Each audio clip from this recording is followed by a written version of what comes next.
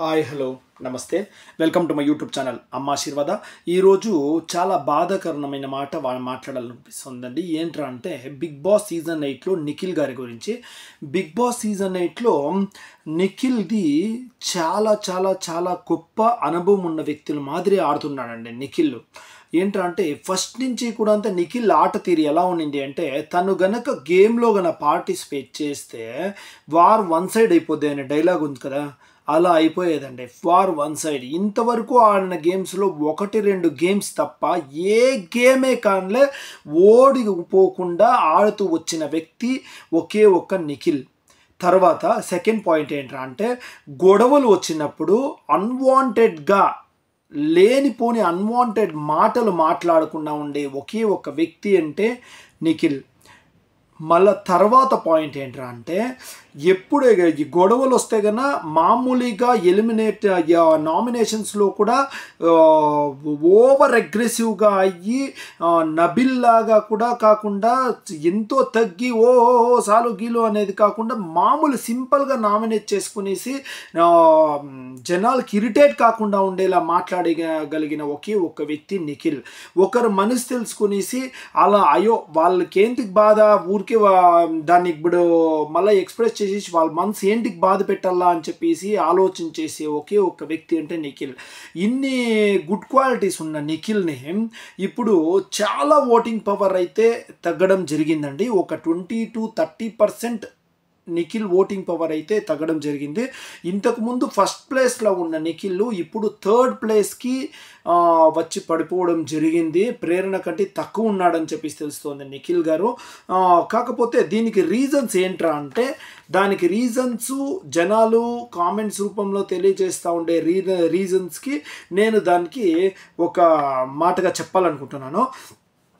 నిఖిల్ ఆడవాళ్ళని ఒక చాలా బ్యాడ్గా చూస్తాడు, మోసం చేస్తున్నాడు అనేసి అయితే మొన్న జరిగిన నామినేషన్ ఎపిసోడ్స్లో సీత వచ్చి చెప్పగానే చాలా నెగిటివ్ టాక్ అయితే నిఖిల్ మీద పడిపోయిందండి.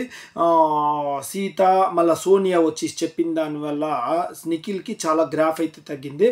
అది ఏంటి అనేసి ఇప్పుడు మీకు క్లియర్ కట్గా వివరిస్తాను. ముఖ్యంగా ఇప్పుడు యష్మి వచ్చేసి నిఖిల్ని నేను లవ్ చేస్తూ ఉన్నాను, తను నాకు కావాలా అనే విధంగా చెప్పిందే కానీ నిఖిల్ వచ్చి యష్మి దగ్గర చెప్పలేదు నేను లవ్ చేస్తా ఉన్నా అని చెప్పేసి.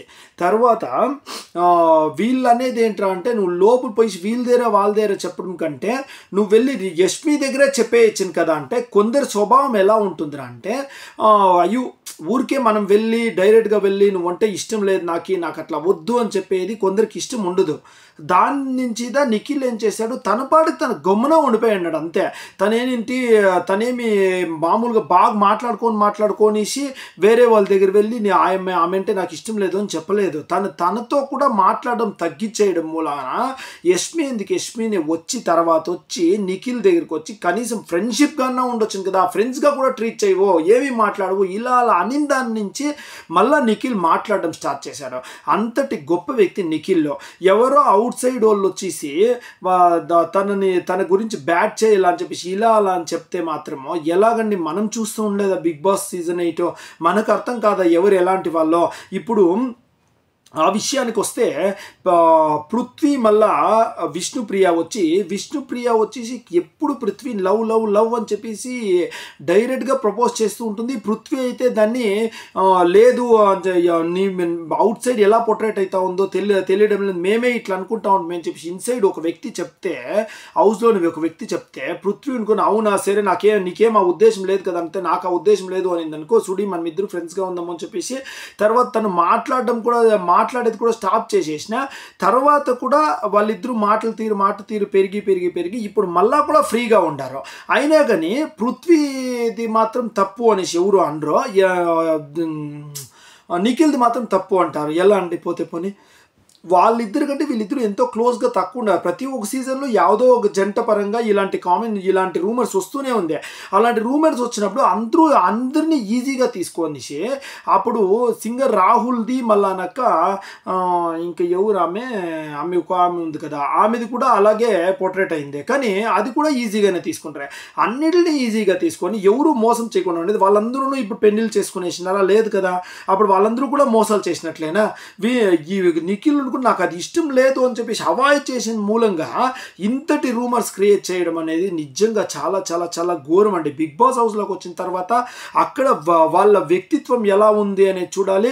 మళ్ళా అనక తన స్వభావం ఎలా ఉంది, తను ఎలాగ ఆడుతూ ఉన్నాడు, గేమ్స్లో ఎలా పార్టిసిపేట్ చేస్తున్నాడు అనేది చూడాలి. కానీ ఇదంతా మాత్రం చూడడం మాత్రం చాలా చాలా చాలా బాధాకరమైన విషయం అండి. నిఖిల్ ఫ్యాన్స్కే చెప్తున్నాను, అనదర్ పర్సన్స్ కూడా నిఖిల్ తప్పు పెట్టడం వాళ్ళని కూడా చెప్తాను. నిఖిల్ ఎప్పుడైనా యష్మితో మిస్బిహేవ్ చేసేసి సీత చెప్పినట్టు తను ఎవరైతే గేమ్లో బాగా ఆడతారో వాళ్ళని కిందకు దించాలి అని చెప్పేసి ఒక గేమ్ స్ట్రాటజీతో ఆడుతున్నాడా అని చెప్పేసి మీరే ఆలోచన చేయండి. ఒకనొక సమయంలో నిఖిల్ పృథ్వీ మళ్ళానక్క ప్రేరణ యష్మి ఆడేటప్పుడు యష్మినే ప్రేరణ దగ్గర చెప్పడం మనం చూసాము. ఏమనేసి, అయ్యో పృథ్వీ దగ్గరన్నా కావాలంటే ఫైట్ చేయొచ్చు, కానీ నిఖిల్ దగ్గర ఫిజికల్గా అస్సలు ఫైట్ చేయలేము, వాడు రాక్షసుడు, ఈడ్చిడ్చి పాడేస్తాడు అని చెప్పేసి అలా వాళ్ళకే తన గేమ్ గెలవాలన్న ఒక ఉద్దేశం తప్పించి వేరే ఏమీ ఉండదు నిఖిల్ మైండ్లో. అలా అంత సిన్సియర్గా ఆడి యష్మిని కూడా తీసి పాడేసేవాడు. యష్మి గేమ్ని ఇచ్చేయాలా అని చెప్పేసి నిఖిల్ చూస్తాడా? చెప్పండి. యష్మిన్ గేమ్ నుంచి తప్పించాలా, తన మైండ్ సెట్ మార్చాలా అంటే తన దగ్గర మాత్రం సున్నితంగానే ఉండేవాడు. వాటర్ గేమ్లో కానీ వాటర్ గేమ్లో పృథ్వీ లేదు, గౌతము యష్మి ప్రేరణ ఉంటే ప్రేరణని యష్మిని ఇద్దరిని ఒక చేయిలో లాక్కుని వచ్చాడు. వాళ్ళు వదులు అంటే కూడా వదులుకుండా లాక్కుని వచ్చాడు గేమ్ గెలల్లా అనేసి. అప్పుడు కూడా యష్మిని అయ్యో నేను నిన్ను సరిగా లాగను, అలాగే ఇడుస్తాను అనే మాదిరి ఇడిచింటే కదా అప్పుడు యష్మికి నిఖిల్ మీ దిక్క కొంచెం మంచి ఉద్దేశం వచ్చేసి అప్పుడు గేమ్ డౌన్ అయ్యే పొజిషన్ ఉన్నావు. కానీ నిఖిల్ ఎప్పుడు కానీ యష్మి దగ్గర గుడ్ అనిపించుకోవాలని చెప్పేసి యాపొద్దు అనిపించుకోలేదు. తన గేమ్ ఏంటో తను ఆడుతూ ఉండేవాడు.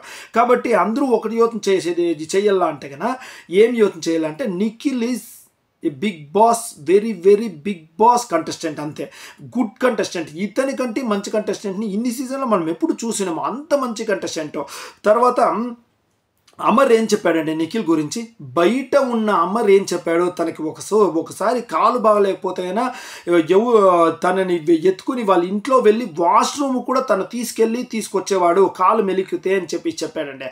అలాంటి మంచి వ్యక్తిని పట్టుకుని ఇలా అపనిందలతో నిందించి ఇలా చేయడం అనేది నాకు అస్సలు నచ్చలేదండి. నిన్న జరిగిన ఎపిసోడ్లో కూడా నాకు సారు నిఖిల్ ఏం చెప్తావు అంటే సార్ అయిపోయింది మళ్ళీ దాన్ని ఇష్యూ చేసేసి మళ్ళీ దాన్ని లాగేది నాకు ఇష్టం లేదు సార్ అని చెప్తాడు. అలాంటి నిఖిల్ని నువ్వు మాస్క్ వేసుకున్నావు అడుగు అంటే 5 ఏళ్ళు ఒకే తర ఉంటాయండి. ఈ ఏళ్ళు చిన్నగా ఉంది, ఈ ఏళ్ళు పెద్దగా ఉంది, ఈ ఏళ్ళు చిన్నగా ఉంది. అలా ఒక్కొక్కరు ఒక్కొక్కలాగా ఉంటారు. ఒక్కొక్కరికి లాగడం ఇష్టం ఉండదు, ఒక్కొక్కరు లాగేది ఇష్టం ఉంటుంది, ఒక్కొక్కరు తిట్టేది ఇష్టం ఉంటుంది, ఒక్కొక్కరు పొగిడేది ఇష్టం ఉంటుంది. అలా ఒక్కొక్కరికి ఒక్కొక్కటి ఇష్టం ఉంటుంది. అది వదిలేసి తిను కామ్గా ఉంటాడు అని చెప్పేసి నువ్వు మాస్క్ వేసుకున్నావు, నువ్వు బయటపడు అంటే అప్పుడు బిగ్ బాస్ హౌస్కి వచ్చిన వాళ్ళందరూ కూడా మంచిగా ఉండే వాళ్ళు వచ్చినా కానీ చెడ్డగా మారిపోయి తప్పు మాటలంతా తిట్టేసి ఏమంటే అది అనేస్తే మంచి వాళ్ళు అయిపోతారా? దయచేసి మీకు అందరికీ ఆడియన్స్కి ఒకటే చెప్తా ఉన్నాను, దయచేసి ప్లీజ్ గేమ్ చూడండా, ఆట తీరు చూడండా, తన మిస్బిహేవ్ ఎవరిదైనా చేసిండా అనేది చూడండి. అంతేకాని దయచేసి ఎవరో చెప్పారు అని చెప్పేసి మీరు అది యోచన చేసుకొనేసి ఓటింగ్ పవర్ మాత్రం నిఖిల్కి తగ్గించొద్దు అని చెప్పేసి మరీ కోరుకుంటూ నిఖిల్ ఫ్యాన్స్కి అందరికీ మీరు గర్వంగా ఉండండా. Nikhil is a super player అని చెప్పేసి మరొకసారి మీకు విన్నపిస్తూ అందరి బిగ్ బాస్ కంటెస్టెంట్స్కి ఒకటే చెప్తా ఉన్నాను, అందరూ అందరూ కూడా స్ట్రిక్ట్ బాగానే ఆడండా. మళ్ళీ బిగ్ బాస్ ఆడియన్స్ కూడా ఒకటే చెప్తా ఉన్నాను, ప్లీజ్ దయచేసి ఆట తీరు చూడండా, ప్రవర్తన చూడండా, ఎవరైతే బాగుంటారో వాళ్ళకే ఓటేయండా. నిఖిల్ అయితే సూపర్ ప్లేయర్ అని చెప్పేసి మరొకసారి చెప్పుకుంటూ అందరినీ నిఖిల్కి ఓటు వేసే వాళ్ళందరికీ కూడా మారొద్దండా క్యారెక్టర్ బాలే అని చెప్పేసి, సూపర్ క్యారెక్టర్ నిఖిల్ది అని చెప్పేసి మీకు అందరికీ చెప్పుకుంటూ జై హింద్.